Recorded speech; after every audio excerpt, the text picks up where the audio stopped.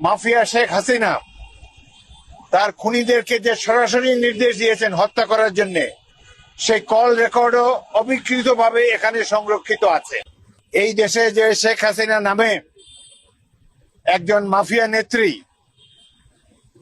ভুয়া পাতানো নির্বাচনের মাধ্যমে তার গোষ্ঠীর রাজত্ব কায়েম করেছিল, লুটপাট চালিয়ে গিয়েছে 16 বছর ধরে, তারও একটি চিত্র আপনারা দেখতে পাবেন।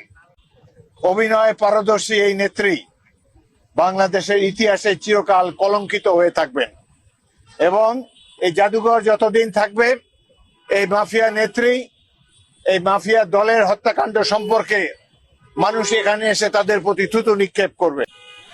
কিভাবে ছোট ছোট শিশুদেরকে হেলিকপ্টার থেকে গুলি করে হত্যা করা হয়েছে, কিভাবে স্কুলের ছাত্ররা দুহাত প্রসারিত করে আবু সাইদের মতো, মুগ্ধর মতো, ওয়াসিমের মতো হাসতে হাসতে জীবন দিয়েছে, এই দৃশ্য দেখে সবাই আমরা অভিভূত হয়েছি।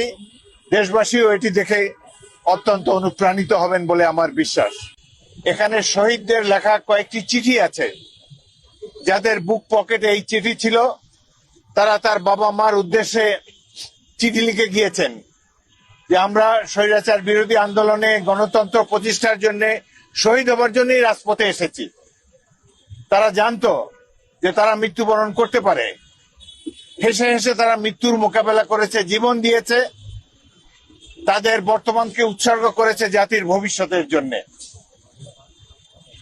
তাদের ব্যবহৃত জিনিসপত্র, তাদের লেখা চিঠি সমূহ এবং তৎকালীন রেয়ার যে ছবিগুলো, ফটোগ্রাফগুলো, সেগুলো এখানে সন্নিহিত রয়েছে।